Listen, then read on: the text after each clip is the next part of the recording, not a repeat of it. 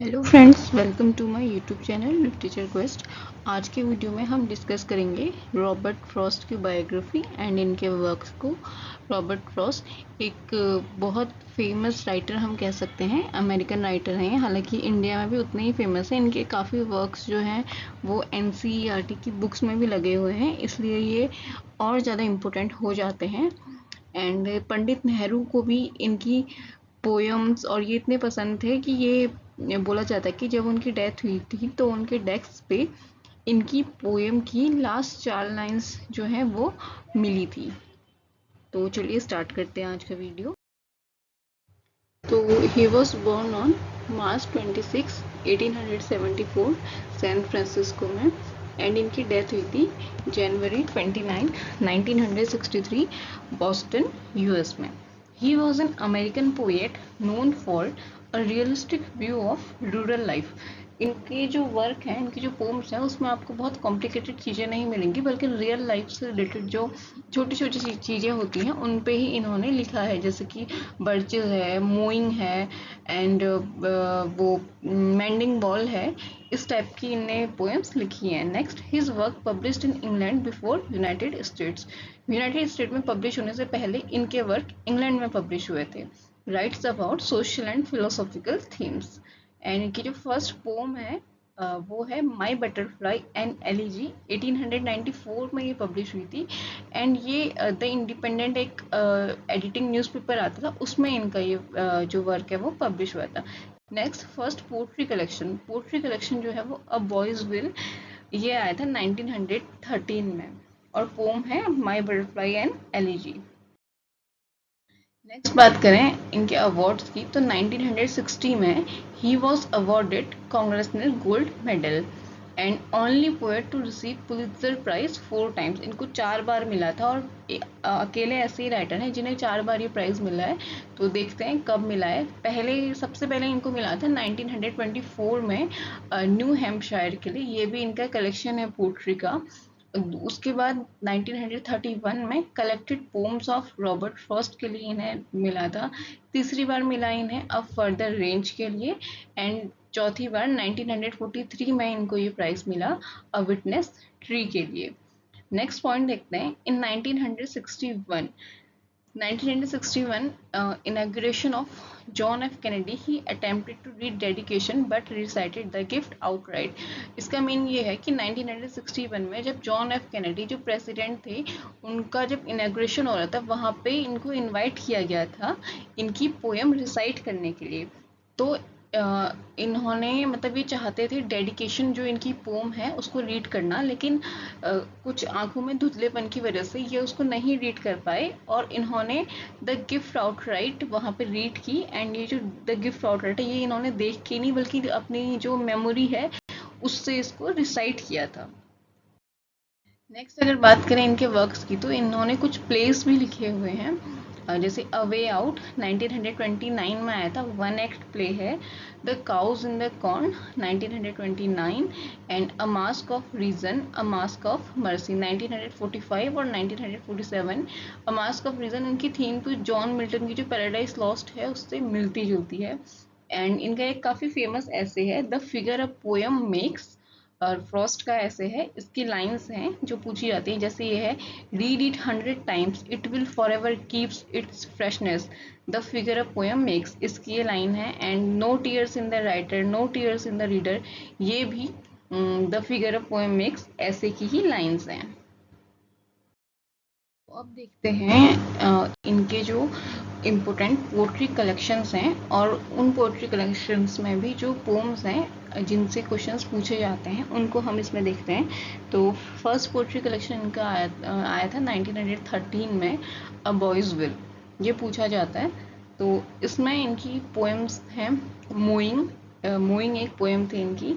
तो इसमें मतलब ये था कि जो पोएट है वो एक मोवर होता है, वो एक फील्ड में काम करता है, और वहाँ पे चारों तरफ साइलेंस है। एंड वो जो उसका टूल है जिससे वो घासों को उनको काट रहा है, वो क्या कहना चाहता है वो उसको सुनना चाहता है। जो पोर्ट है वो उसको सुनना चाहता है, और जो उसकी जो टूल है उसको भी पैशन है ट्रुथ का, रियलिटी का, इन चीज़ों के लिए जो साइथ है यानी कि एक जो टूल है यूज़ किया जाता है घास को काटने के लिए, तो उसके बारे में इस पोम में बताया गया है। एंड इसकी एक लाइन है, the fact is the sweetest dream that labour knows, ये पूछी जाती है। इसके बाद अ बॉयज विल में जो अदर पोएम्स हैं वो हैं a late walk into my own in a vale and asking for roses. Next इनका जो पोट्री कलेक्शन आया था वो आया था 1914 में, नॉर्थ ऑफ बॉस्टन के नाम से। उसमें जो पोएम्स हैं वो है मेंडिंग वॉल, काफ़ी इंपॉर्टेंट है, जरूर इससे क्वेश्चन आता है। तो मेंडिंग वॉल ये ड्रामेटिक लिरिक है, ब्लैंक वर्स में लिखा गया है। इस पोएम में जो है एक स्पीकर है, एक तो पोएट खुद है और एक उसका नेबर है जो कि न्यू इंग्लैंड का एक फार्मर है। तो इसमें क्या है कि जो पोएट होता है वो बिल्कुल फेवर में नहीं होता है किसी भी वॉल का, किसी भी बाउंड्री का, लेकिन जो उसका नेबर है वो ठीक उसका अपोजिट है। वो चाहता है कि अच्छी दीवारें जो है वो अच्छे नेबर्स बनाता है, जैसे कि इसकी लाइन है, good fences make good neighbours. ये इसमें स्ट्रांगली वो बिलीव करता है। और जो वॉल है वो सिंबलाइज किया गया है, वॉल को जो इंसान ने जो बैरियर्स बनाए हैं, कास्ट सिस्टम बनाया है, रिलीजन सिस्टम बनाया है, उसको यहाँ पे फ्रॉस्ट ने वॉल से डिस्क्राइब किया है कि किस तरीके से वो वॉल इंसान को इंसान से मिलने नहीं देता है। और ये लाइनें इसकी पूछी जाती है। नेक्स्ट है, पोर्ट कहता है something there is that doesn't love a wall, and उसके रिप्लाई में जो फार्मर है वो कहता है good fences make good neighbours. तो यही मेंडिंग वॉल का सेंट्रल आइडिया है।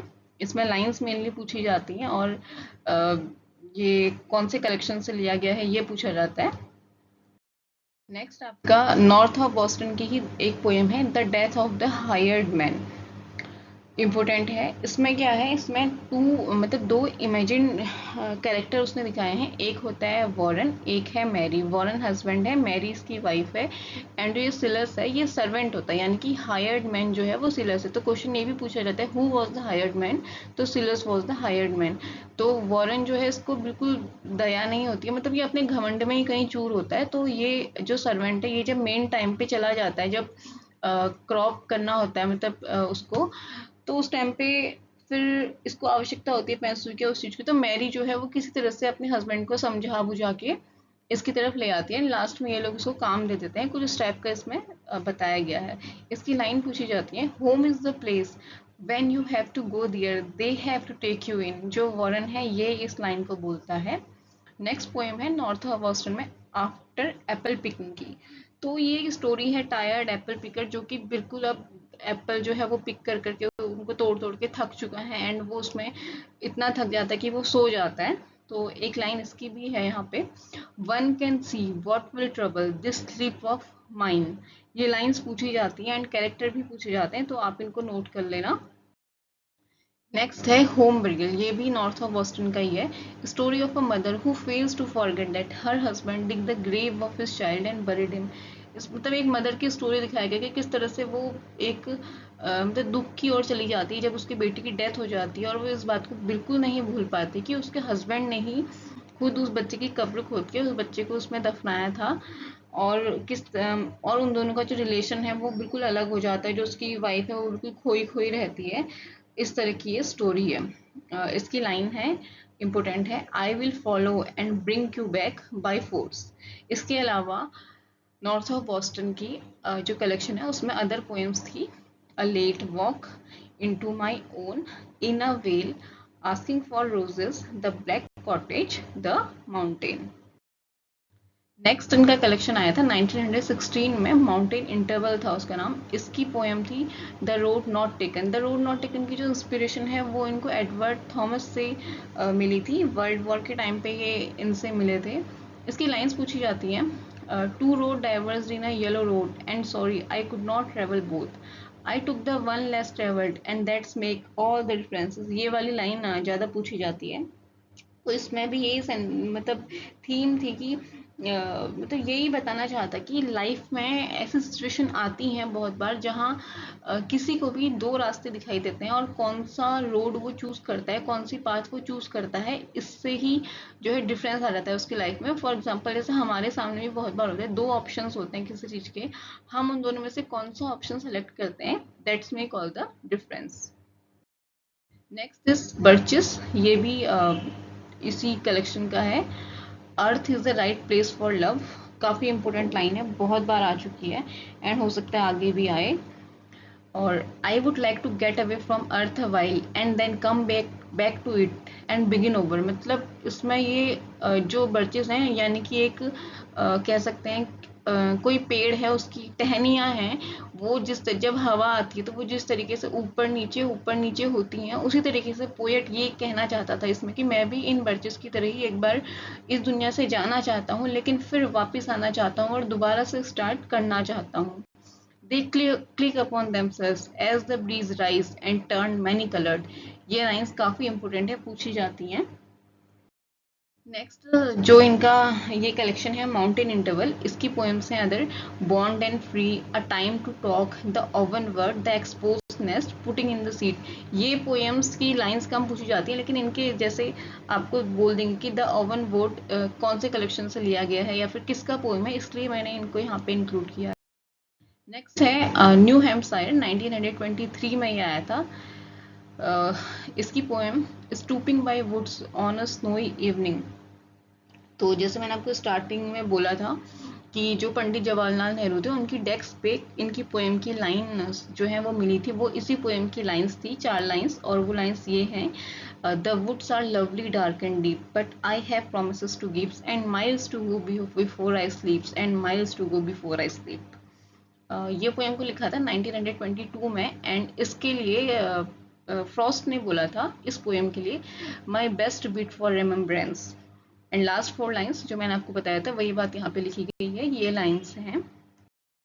नेक्स्ट है फायर एंड आइस, एनसीईआरटी में ये पोएम है, इंपॉर्टेंट है, 9 लाइन की पोएम है। जो फायर है वो दिखाता है पैसन को एंड जो आइस है वो दिखाता है हेट्रेड को। लाइन है, some say the world will end in fire, some say in ice. Other poems हैं न्यू हैम्पशायर की, a brook in the city, I will sing you one, nothing gold can stay, to look at. Next collection है इनका waste running Brooke, 1928 में आया था। Poems हैं इसमें acquainted with the night, west running brook, dramatic poem है। इसकी line है, it flows between us, over us and with us, the freedom of the moon once by the Pacific, tree at my window, the peaceful shepherd. ये सारी जो poems हैं ये इनके waste running Brooke collection के अंदर included थी। Next इनका कलेक्शन आया था अ फर्दर रेंज, 1937 में ये आया था। इसमें एक पोएम थी इनकी to tramps in mud time, ये ऑटोबायोग्राफिकल पोएम है। तो ये भी पूछा जाता है बहुत बार कि इनकी ऑटोबायोग्राफिकल पोएम कौन सी है या फिर ये कौन से कलेक्शन में आई थी। तो two tramps in mud time ये इनकी ऑटोबायोग्राफिकल पोएम है। लाइन है इसकी, is the deed ever really done for heaven and the future's sake. Next है प्रोवाइड प्रोवाइड, ये एक सटायर था, अमेरिकन जो क्रेज था सक्सेस के लिए, पावर के लिए, उन चीज़ों के ऊपर एक सटायर था प्रोवाइड प्रोवाइड। इसमें इन्होंने जो एक एक्ट्रेस है अभिषेक, उसको उसका एग्जाम्पल दिया गया है कि किस तरीके से वो पहले बहुत सुंदर थी लेकिन अब उसने अपनी ब्यूटी को खो दिया है। तो जो डेथ है वो कॉमन है और हर किसी को एक सम्मान के साथ, रिस्पेक्ट के साथ, एक डिग्निटी के साथ मरना चाहिए। ये सारी चीज़ें भी इसमें बताई हैं। तो इसकी लाइन है, the wish that came to watch the steps with pale and rag was once the beauty Abhishek. तो ऐसा भी पूछा जाता है बहुत बार कि कौन सी पोएम में इन्होंने अभिषेक का एग्जाम्पल दिया था या कौन सी पोएम इनकी अमेरिकन पावर पे सटायर थी। तो ये सारी चीज़ें पूछी जाती हैं। अदर जो इनके फर्दर रेंज के अंदर हैं पोम्स, वो हैं lost in heaven, the master speed और ट्रायल रन। नेक्स्ट बात करते हैं, अगला जो कलेक्शन है इनका अ विटनेस ट्री, 1942 में ये कलेक्शन आया था। इसमें द गिफ्ट आउटराइट ये पोम थी, ये भी इम्पोर्टेंट है। ये एक पैट्रियोटिक लिरिक है 16 लाइन्स की। इसकी ये लाइन काफ़ी पूछी जाती है, possessing what we were still unpossessed by, possessed by what we now no more possessed। और ये वाली जो इनकी पोएम है द गिफ्ट आउटराइट, मतलब यहाँ तक कहा जाता है कि ये पूरा जो अमेरिका का कल्चर है, अमेरिका की हिस्ट्री है, उसको इस पोएम में दिखाया जाता है। और ये एक ऐसी पोयम है जो बुलाया था कैनेडी ने इनको, जब तो 1961 में बुलाया था। उस टाइम पे वाइट हाउस में इन्होंने यही पोयम को रिसाइट किया था। हालांकि उन्होंने अटेम्प्ट किया था डेडिकेशन को रीड करने का, लेकिन द गिफ्ट ऑफ राइट को इन्होंने वहाँ पे रिसाइट किया था। ये इतनी फिर काफ़ी फेमस हो गई थी उसके बाद इनकी ये पोयम। इसमें इन्होंने ये बताया था कि कैसे जो है लोगों ने फाइट किया है स्लेवरी से और अमेरिका को इतना सही बनाया है, इतना इंडिपेंडेंट बनाया है, और किस तरीके से हमें अपने जो हमारी जो कंट्री होती है उसके लिए एक आदर होना चाहिए, एक वो होना चाहिए कि हम इसके लिए कुछ भी कर लेंगे। ये सारी चीज़ें इसमें इन्होंने बताई थी। और अदर जो इनकी अ विटनेस ट्री के अंदर पोम्स हैं वो हैं the lesson for today, the most of it, the silken tent. Next इनका एक कलेक्शन था स्टीपर बूस्ट, 1947 में ये कलेक्शन आया था। अगला इनका कलेक्शन था इन द क्लियरिंग, जो कि आया था 1962 में। इसमें पोम्स थी इनकी America is hard to see, closed for god, and in winter in the woods. तो ये all about Robert Frost. I hope कि इससे आपको काफ़ी हेल्प मिला होगा, क्योंकि मैंने अपनी पूरी कोशिश की थी कि इसके अंदर में जितने पॉइंट्स हैं, जो जो इम्पोर्टेंट चीज़ें हैं वो इंक्लूड करूँ। देखो, अब बताने के लिए तो बहुत सारी चीज़ें हैं, लेकिन हमें वही पढ़ना है जो एग्ज़ाम में आता है, जो सही है, जो इम्पोर्टेंट है। तो इस वीडियो में आज के लिए बस इतना ही। Thank you for watching, and अगर आपको ये वीडियो पसंद आता है तो please like, share and subscribe. Thank you.